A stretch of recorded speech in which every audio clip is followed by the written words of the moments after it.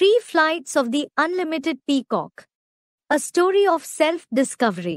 एक मोर అంటే 3 बार ये उड़ता हाँ एक मुरली में मोर 3 बार उड़ता मोर 3 बार उड़ता एक मुरली में मोर 3 बार उड़ता। मुरली में बोला कि मोर 3 उड़ाने उड़ता है। 3 उड़ाने उड़ता है। Student, it has been said in a Murli that a peacock flies 3 times. What does it mean? Baba, it has been said in the Murli that a peacock takes 3 flights. हाँ, तो ब्राह्मणों की दुनिया में भारतवासियों का राष्ट्रीय पक्षी तो पता ही है, कौन सा है? मोर। So, everyone in the Brahmin world certainly knows the national bird of the Bharatvasis. What is it? The peacock. मोर जैसी पवित्रता की उड़ान भरनी है। We have to take the flight of purity like the peacock. एक बार उड़ान भरी, दूसरी बार उड़ान भरी। He took a flight once, twice. पहली बार की उड़ान है सत्य की शूटिंग में, बेसिक नॉलेज में। The first flight is in the golden age shooting in the basic knowledge. फिर दूसरी बार उड़ान है त्रेता युगी शूटिंग में, द्वापर युगी शूटिंग में, जिसे कहते हैं एडवांस ज्ञान। Then the second flight is in the shooting of the silver and copper age. It is called the advanced knowledge. और तीसरी उड़ान है जब प्रैक्टिकल कार्य करने वाली तीसरी मूर्ति निकलती है तो तीसरी उड़ान बढ़ेगा। And the third flight is when the third personality who performs the task in practice comes. Then he will take the third flight. उसके बाद चौथी उड़ान बढ़ने की दरकार है? Does he need to take a fourth flight after that? Student, no. दरकार ही नहीं है। He doesn't need it at all. जो मोर है वो 3 बार ऊंची उड़ान उड़ती है, फिर चौथी बार उड़ान नहीं उड़ नहीं सकती। हाँ जी। Student, a peacock flies high 3 times. Then it can't fly for the 4th time. Baba, yes. तो अगर पात्र ने बोला है तो कुछ नहीं बोला, बोले उसे मन चिंतन करो। Student, it was said in a discussion to think and churn about it. मोर पंख की जो निशानी है वो किसको दिखाई जाती है? Baba, who is shown to have a sign of the peacock feather? हैं? कृष्ण को दिखाई जाती है। Krishna is shown to have it. अपने सर के ऊपर मोर का पंख धारण किया। He wore the peacock feather on his head. पूंछ का मतलब क्या होता है? What is meant by a tail? देहबान तो है, लेकिन देहबान भी मयूर की निशानी है। Student, body consciousness. He indeed has body consciousness, but his body consciousness also is a sign of the peacock. साधारण पूंछ नहीं है, It isn't an ordinary tail. बहुत शोभनीक पूंछ है। It is a very beautiful tail, और उसको अपने मस्तक में धारण किया हुआ है। and he has worn it on his head. और कोई पक्षी ऐसा नहीं होता जिसकी इतनी सुंदर पूंछ हो There is no other bird with such a beautiful tail, और इतना सुंदर नृत्य हो। and which dances so beautifully. ये ज्ञान डांस की बात है। It is about the dance of knowledge.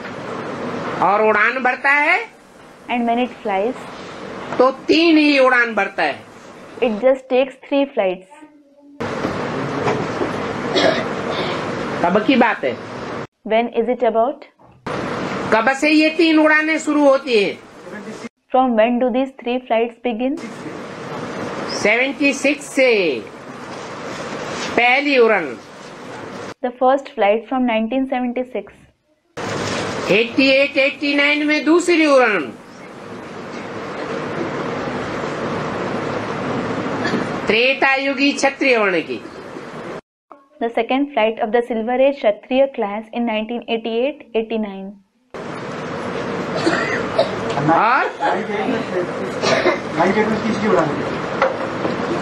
और 98 में And student, the third flight in 1998.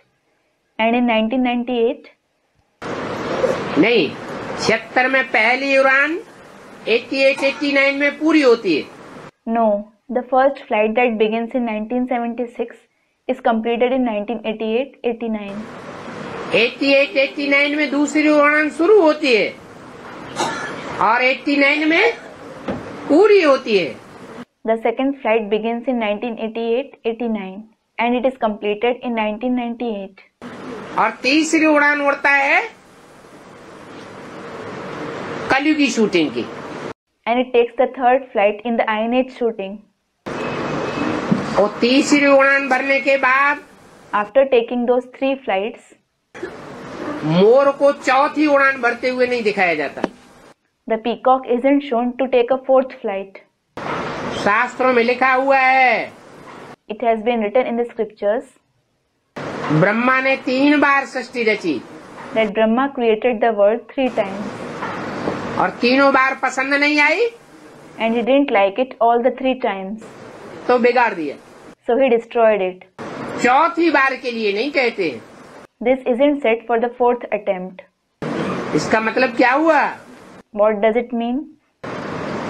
कि आखिरी बार वो आत्मा अपनी उड़ान में सफल हो जाती है। That soul becomes successful in flying in its last flight. कौन सी उड़ान Which flight? है? देह अभिमानी की पूंछ में वो देह भान नहीं रहता। His tail of body consciousness doesn't have that body consciousness. सुंदरता आ जाती है। It becomes beautiful. ऐसी सुंदरता आ जाती है जो और कोई पक्षी में नहीं देखने में आती। It attains such beauty that isn't visible in any other bird. इसलिए भारत में भारत का नेशनल बर्ड मोर माना जाता है। This is why the peacock is considered to be the national bird of Bharat. अच्छी उड़ान भरता है। It flies well. जो मोर 3 बार उड़ने की बात हुई ना, हाँ तो मोर समान पुरुषार्थ करने वाली जो आत्मा है, हाँ। कृष्ण को कहा है? कृष्ण को कहा है, जो मोर समान उड़ती है, हाँ। पुरुषार्थ करती है। Student, it is about the peacock flying 3 times. So, Krishna is said to be the soul who makes Purusharth equal to a peacock. हाँ अगर कृष्ण की बात कहेंगे बाबा, हाँ तो जो 3 बार उड़ान की है हाँ। मोर की, If the 3 flights of the peacock are said to be of Krishna, तो पहला उड़ान 1988 का जो 88 का पीरियड था, the first flight is of the period of 1988. Brahma बाबा ने पूरी ताकत लगाई एडवांस पार्टी में, हाँ 9 कन्याओं को समर्पित किया। Brahma Baba invested his entire power in the advance party. He had the 9 maidens surrendered. ठीक है। तो वो एक उड़ान हो गई। हाँ दूसरी उड़ान 98 में जब बाबा प्रत्यक्ष हो गए थे, संगमयुगी कृष्ण जब जेल से बाहर निकले, हाँ हाँ रावण संप्रदाय ने अपना जोर मारा जोर मारा, और फिर और राम संप्रदाय ने अपना जोर मारा। So that is the first flight. The second flight was when Baba was revealed in 1998, when the Confluence Age Krishna came out of the jail. Baba: Yes, Ravan's community exerted its force and Ram's community used its force. तो उस समय भी उड़ान तो हुई। उड़ान हुई ना बाबा। हाँ तो जो तीसरी उड़ान है, बाप दादा बच्चों के सामने फिर भी प्रत्यक्ष हुए। Even at that time, he certainly took a flight. Student, he certainly took the flight, Baba, didn't he? Baba: Yes. Student, so the third flight? Baba: Babdada was still revealed before the children. और दुनिया वालों के सामने गुप्त हो गए। And he became hidden in front of the world. हाँ बाबा जो तीसरी उड़ान है, हाँ वो उड़ान होने वाली है या हो चुकी है? Student, Baba, is he going to take the third flight or has he already taken it? अगर हो चुकेगी तो विष्णु प्रत्यक्ष हो जाएगा, विष्णु का राज्य स्थापन हो जाएगा या नहीं होगा? Baba, if he already took it, will Vishnu be revealed? Will Vishnu's kingdom be established or not? इसका मतलब जो तीसरा जो उड़ान है बाबा, है। बाबा ने कहा है तीसरे उड़ान के बाद वो थक जाती है, तीसरा उड़ान उड़ता है और हाई जंप पूरी हो जाती है। Student, it means Baba has set for the third flight. It gets tired after the third flight. Baba, he takes the third flight and makes a full high jump. बैल पर सवार हो जाएगा। He will ride over the bull. मोर के पांव हाँ टेढ़े क्यों रहते हैं? मोर जो है पवित्रता की निशानी है। Student, why are the legs of a peacock crooked? Baba, a peacock is the sign of purity. मोर है भारत का राष्ट्रीय पक्षी है। The peacock is the national bird of Bharat. ऐसा पवित्र पक्षी है जो पवित्रता की उड़ान भरता है। It is such a pure bird which takes the flight of purity. कैसी उड़ान? Which flight? पवित्रता की बहुत ऊंची उड़ान उड़ता है। It flies very high in purity. इसलिए कृष्ण को योगी राज कहा जाता है। This is why Krishna is said to be Yogi Raj. योगी राज जो कृष्ण है वो इतना पवित्र है कि आज भी उसके सर पर माने उसकी मस्तक में मोर की पूंछ दिखाई जाती है। Yogi Raj Krishna is so pure that even today the peacock's tail is shown on his head. माने मोर की विकारों की पूंछ है। It means it is the peacock's tail of vices. पूंछ काई की है? What is it the tail of? विकारों की। Of vices. लेकिन इतनी पवित्र है However, it is so pure कि वो भारत में उस मयूर पंखधारी की पूजा होती है।